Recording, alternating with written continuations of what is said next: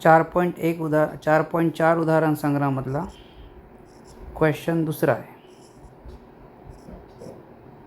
अर्थनियोजन 10वीचा.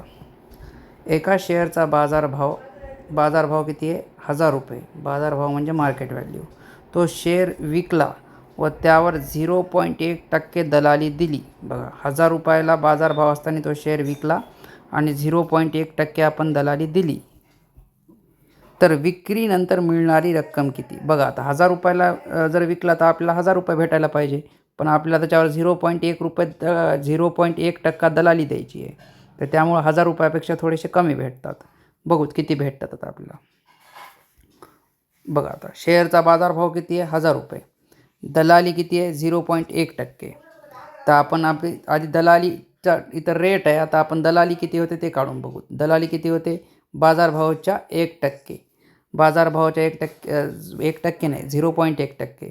तर 0.1%चा अर्थ काय असते? 0.1 भागिले 100 गुणिले बाजारभाव किती आहे? 1000. तर या तुम्ही 100 1000ला भागलं तर उत्तर किती येते? 10. आणि 10 गुणिले 0.1 केलं तर उत्तर किती येते? 1. म्हणजे तुम्हाला 1 रुपये दलाली द्यावं लागणार आहे. 1 रुपये. आता तुम्ही विकायली इथं, तर तुम्हाला 1000 रुपयात तुम्ही विकल्यावर 1000 रुपये यायला पाहिजे होते, पण त्यानंतर तुम्हाला 1 रुपये दलाली द्यायची आहे. तर जेव्हा तुम्ही विकत असता तेव्हा दलाली मायनस करावं लागते. शेअरची विक्री किंमतमध्ये बाजारभावापेक्षा दलाली मायनस करावं लागते आणि खरेदी किंमतमध्ये बाजारभावामध्ये दलाली प्लस करावं लागते. तर एवढं लक्षात ठेवा. विक्री किंमत करताना तुम्हाला दलाली काय करावं लागणार? मायनस करावं लागणार आहे.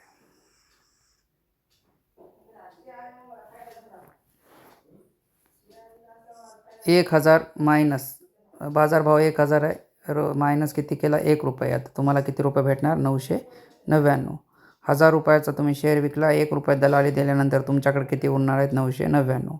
आणि हे 1 रुपया कसा आला? कारण बाजारभावाच्या 0.1% आला.